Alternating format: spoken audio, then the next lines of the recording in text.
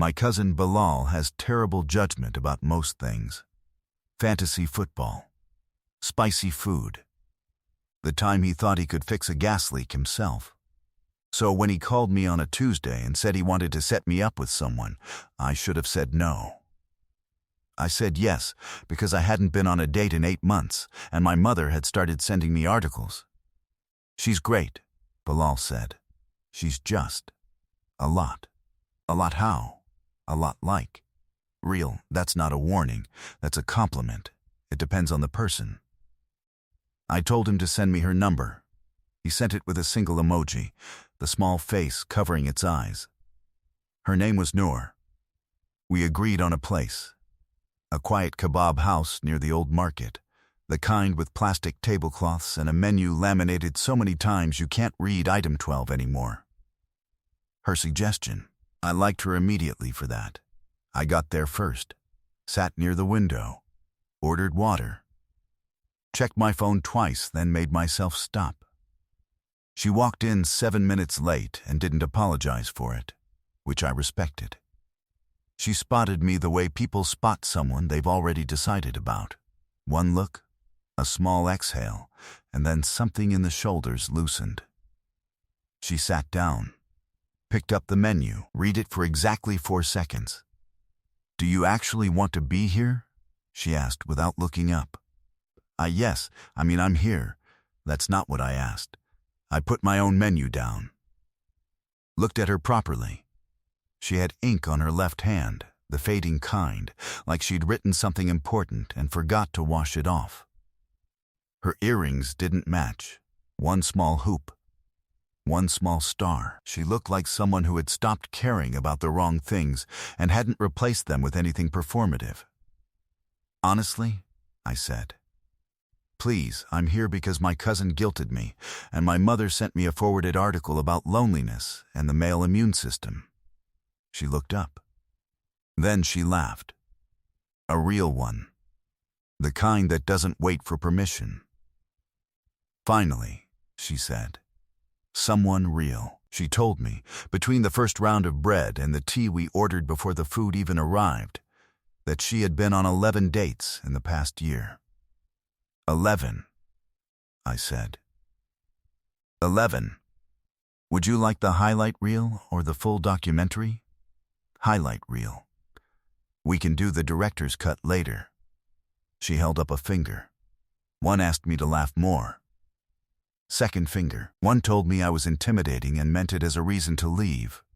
Third, one spent 40 minutes explaining cryptocurrency to me after I told him I worked in finance. No, to me. Who works in finance? What do you do? Risk assessment. I sat back.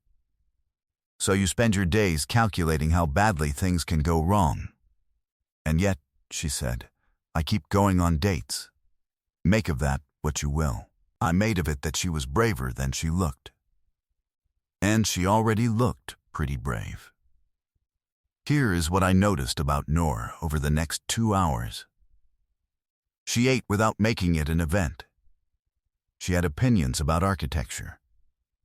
She asked me one question and actually waited for the full answer instead of preparing her next sentence while I was still talking. She disagreed with me about something small, whether the old city market should be renovated or left exactly as it was, and she didn't back down when I pushed. And she wasn't aggressive about it either, just steady. Certain, she also kept almost saying something and then not saying it. I watched it happen 3 times.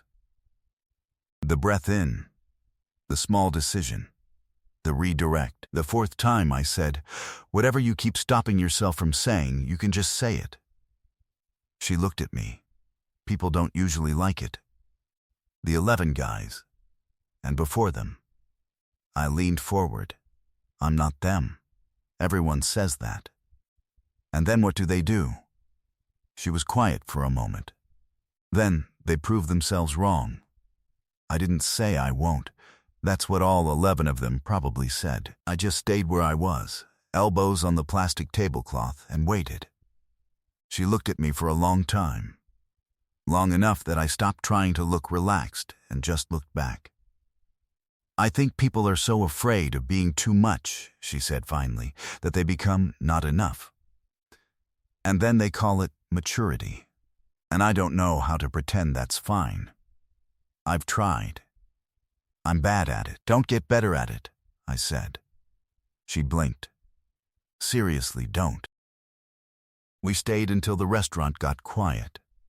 The kind of quiet that means the staff wants you to leave, but won't say it. We split the bill without any theater about it. We walked out into the evening, and the street smelled like rain that hadn't arrived yet, and she stopped on the pavement and looked up. That was the least painful date I've had since 2022, she said. That's a very specific compliment. I'm a specific person, I noticed. She looked at me sideways. Bilal said you were quiet. I am quiet. You weren't quiet tonight. You didn't give me the chance to be. She smiled at that. Small and private, the kind that isn't performed for anyone. Same time next week? She said. I'd been thinking about how to suggest exactly that for the last 40 minutes. Yeah, I said. Same time next week. She nodded once, walked toward the auto stand. Stopped for what it's worth, she said, not turning around. You were a lot too. I mean that as a compliment.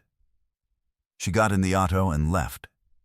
I stood on that pavement longer than I needed to, thinking about ink on a left hand and mismatched earrings and someone who said finally like she'd been waiting a long time, not for me specifically, but for proof that the real ones still existed.